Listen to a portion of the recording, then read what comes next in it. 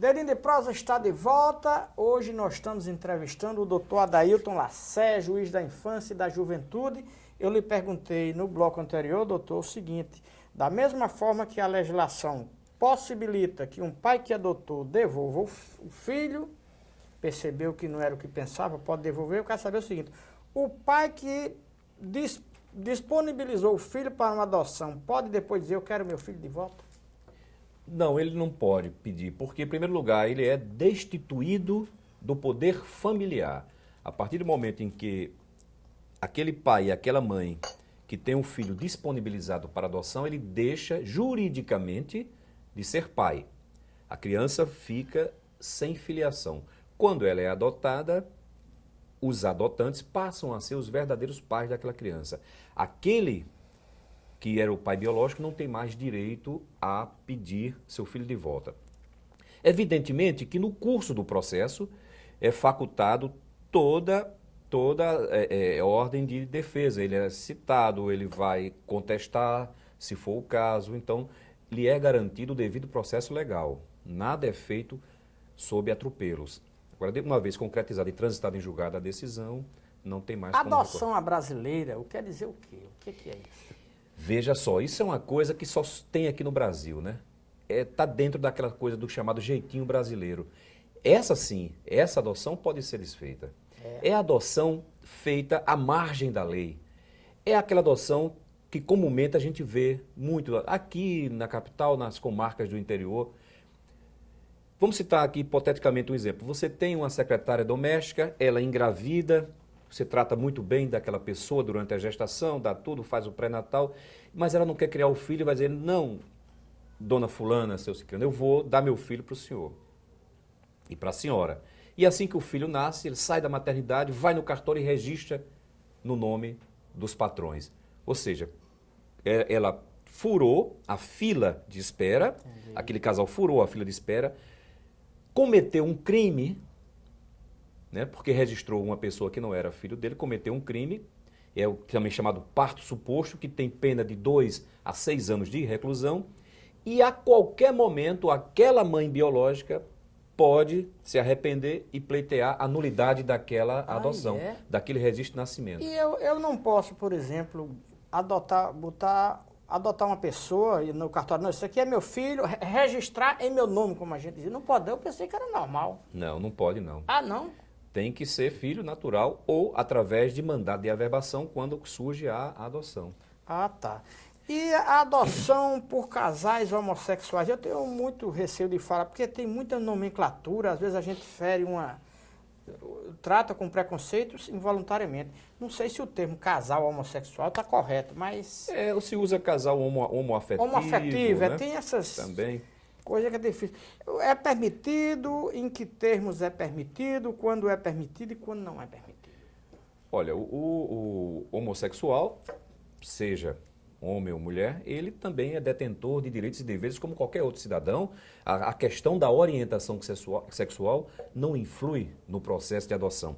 É preciso que ele seja, como eu disse no começo da nossa conversa, que ele se submeta a um processo de habilitação, que ele não tenha distúrbios mentais, que ele tenha condições e equilíbrio de criar uma criança, submeta ao curso de adoção, ele pode sim adotar tanto sozinho quanto com o seu companheiro ou sua companheira, desde que vivam em união estável ou casado, porque aqui na Paraíba nós já estamos celebrando casamento civil de homossexuais.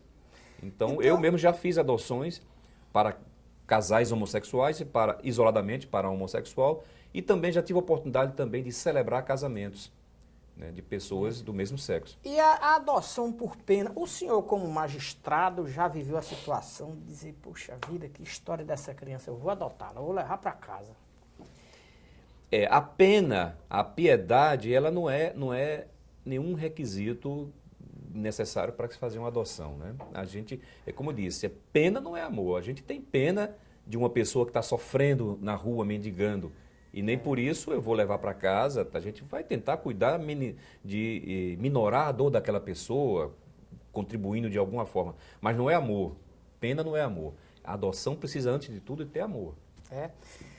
É uma pergunta meio ultrapassada, mas muita gente raciocina.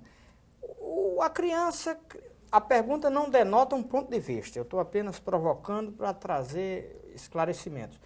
A criança criada por um casal homoafetivo, duas mulheres ou dois homens, ela não necessita de uma referência masculina e outra feminina, ou cientificamente isso não vale nada?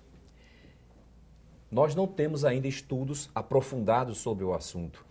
Nem todo juiz, nem toda comarca se concede adoção a casais homossexuais. Ainda existe pelo Brasil afora, ainda existe algumas resistências, entendeu? Mas a jurisprudência dominante é no sentido de que se conceda.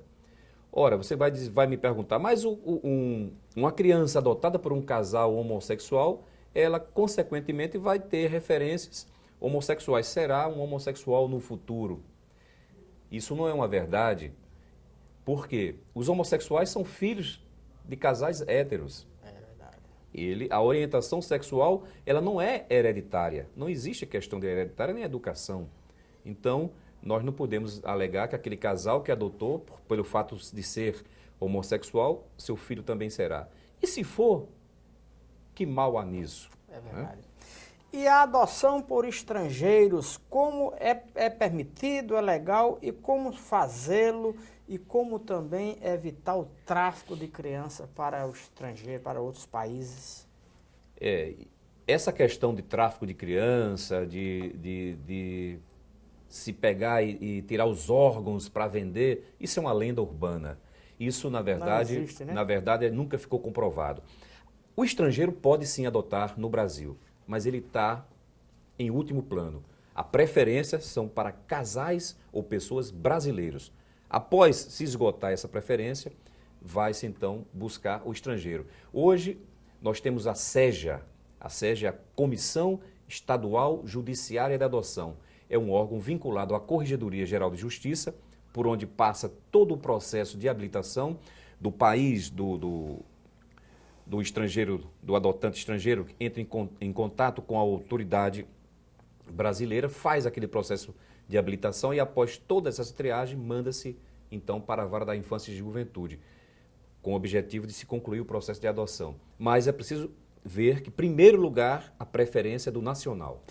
Quem é mais, eu não sei se o termo rejeitado, menos procurado na adoção? O negro, sendo a criança negra, quem é menos procurado? Quem procura menos a criança negra? O estrangeiro ou o brasileiro? É o brasileiro, né? Como dizia Leonel Brizola, o Brasil é um país de moreno que ignora o negro. É verdade. Qual é a nossa raiz? Nós somos o quê, né? Nós somos uma miscigenação de raças, então, e mesmo assim, ainda existem certos preconceitos por aí. Está diminuindo, mas ainda existe. Ainda existe, né? Infelizmente. Doutor Adailton, muito obrigado. Infelizmente, chegamos ao limite do tempo, vivemos sob a ditadura do tempo. Quero lhe agradecer por essa entrevista e, noutra oportunidade, a gente volta a conversar. Eu que agradeço e me disponho sempre que for necessário para poder prestar esse esclarecimento à população, porque é um tema que sempre palpitante. Nós não lidamos apenas com adoção, mas outros assuntos que são realmente de interesse da população. E muito obrigado e foi uma honra participar desse programa. Obrigado. Dedinho de Prosa fica por aqui. Até a próxima.